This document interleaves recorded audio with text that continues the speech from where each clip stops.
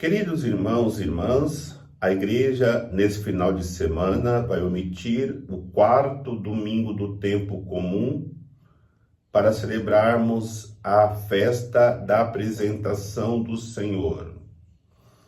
Esta festa acontece 40 dias após o Natal e, como é determinada na lei do povo de Israel, Maria leva Jesus ao templo para ser apresentado ao Senhor.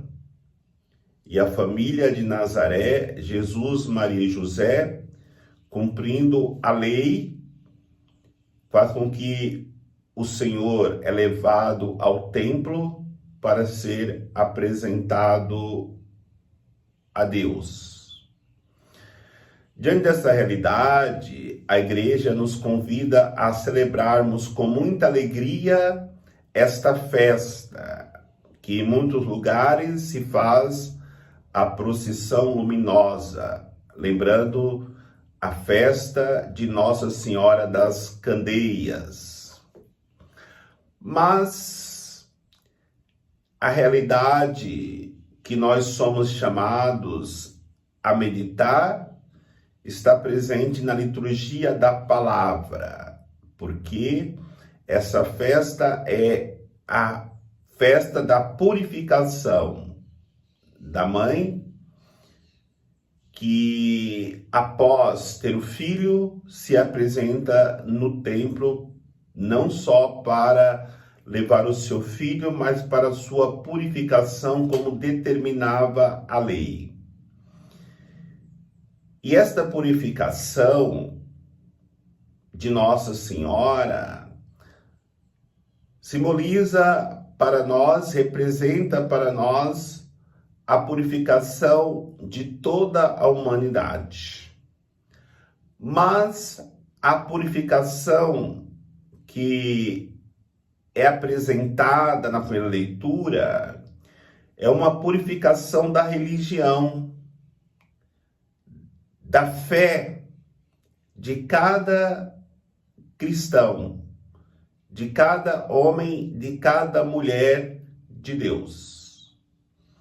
Por isso, a realidade que se apresentava no Antigo Testamento, onde as pessoas viviam uma religião não de coração, mas uma religião externa, o profeta Malaquias anuncia que o Senhor irá chegar para purificar todos os corações e dar para as pessoas uma nova condição de vivência de fé.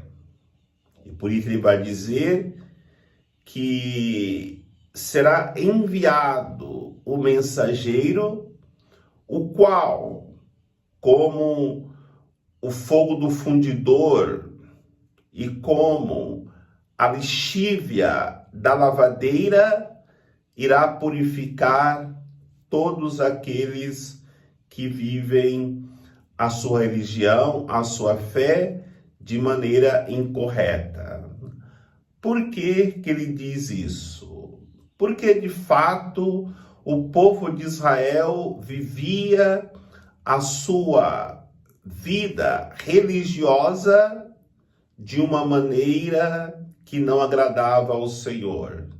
Porque embora prestavam cultos ao Senhor, porque embora ouviam constantemente a palavra de Deus, porque embora eles viviam sempre com rituais, no entanto, não praticavam a justiça, não viviam a fidelidade a Deus buscando idolatrias, não viviam na misericórdia com seus irmãos que erravam, que pecavam. E por isso era necessário a purificação. E quando o profeta fala que o mensageiro virá para purificar, como o fogo do fundidor, nós lembramos que o fundidor pegava os metais preciosos cheios de impureza, e aí no fogo ia purificando até que aquele metal perdesse todas as impurezas. Ou também como a lavadeira, que pega a roupa manchada, joga a lexívia, e ali a lexívia vai purificando aquela roupa, tirando toda a sujeira. Assim é o exemplo que ele dá para dizer que os nossos corações também serão purificados de todas as impurezas, que a nossa religião será purificada de todas as impurezas.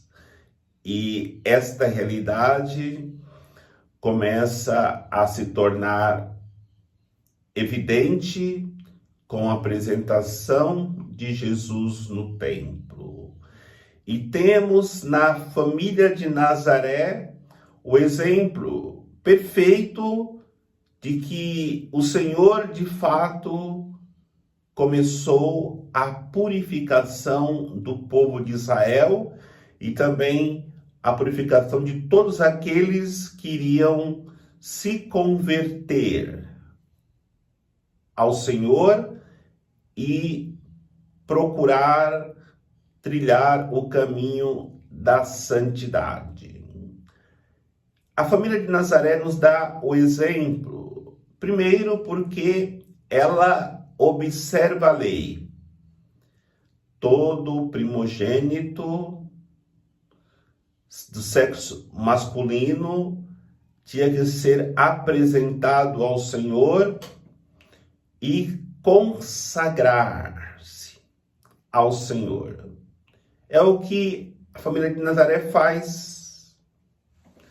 Sobe a Jerusalém e aí no templo apresenta o Senhor. Mas eles tinham que ofertar, já que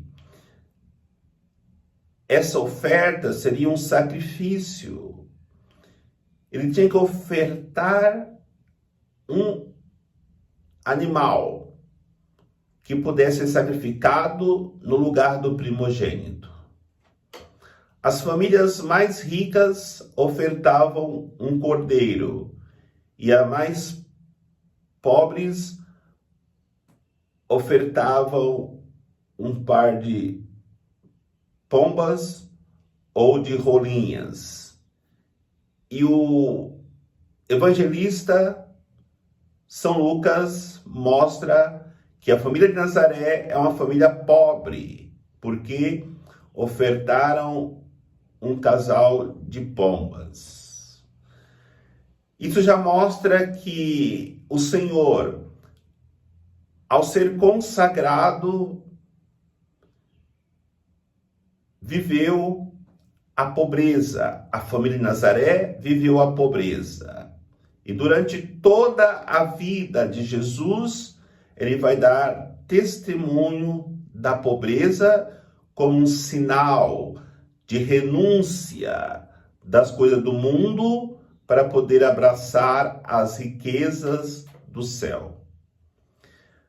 Também a família de Nazaré nos dá o testemunho de como devemos educar os filhos. E o primeiro exemplo de educação aos filhos é apresentá-lo ao Senhor, porque infelizmente as famílias hoje já não levam como deveriam os filhos para o batismo, os filhos para a primeira comunhão, os filhos para o crisma.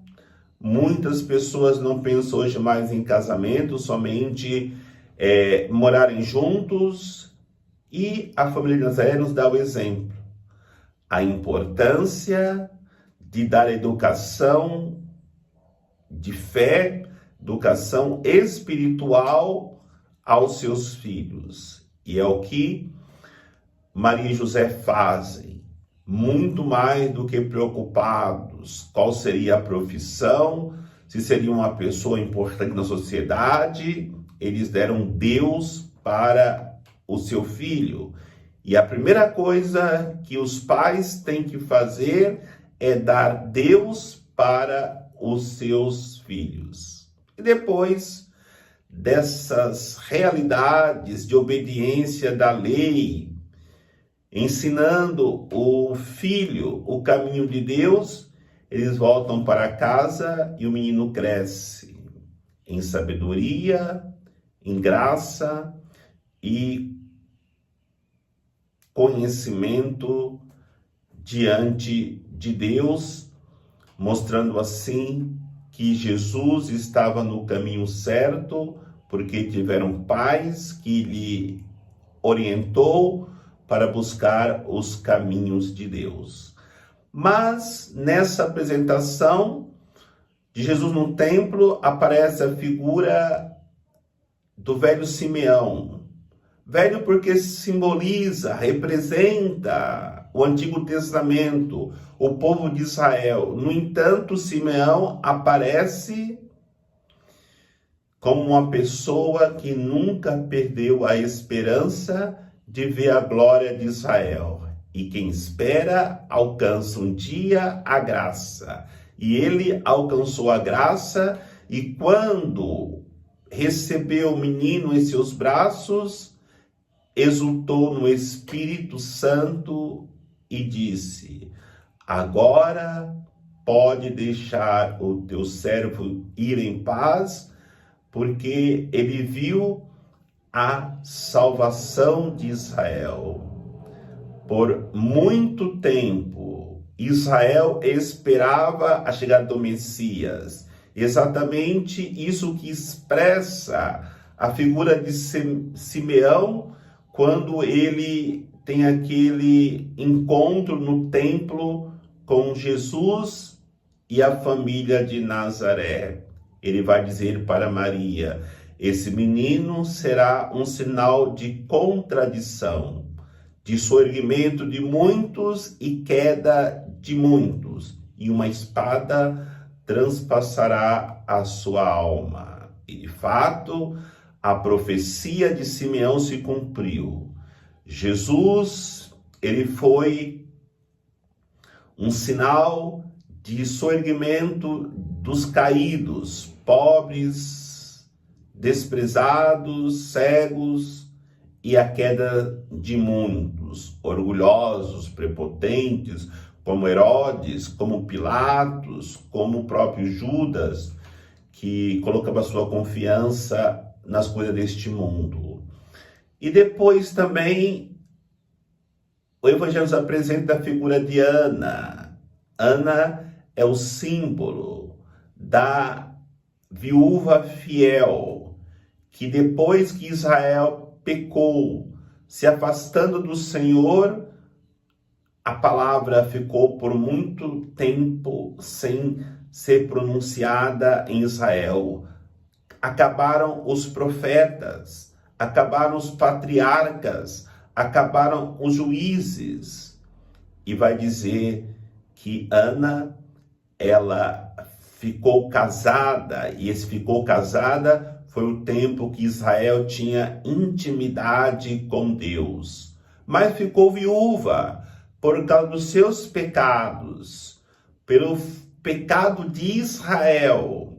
E essa figura de Ana mostra a fidelidade de alguns que permaneceram no templo, dia e noite, rezando, sem perder a esperança que um dia o Senhor voltaria a falar com o seu povo. E de fato, a expressão de Ana, diante de se encontrar com Jesus, ao ser apresentado no templo, revela de fato a fidelidade daqueles que, embora pareça que tudo está perdido, esta pessoa não perde a esperança. Por que não perdeu a esperança?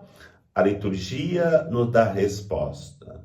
Dia e noite ela vivia em jejum e oração, esperando a manifestação do dia do Senhor, que de fato acontece, e ela assim experimenta a alegria daquilo que ela colocou a sua confiança, que era encontrar-se com o Messias.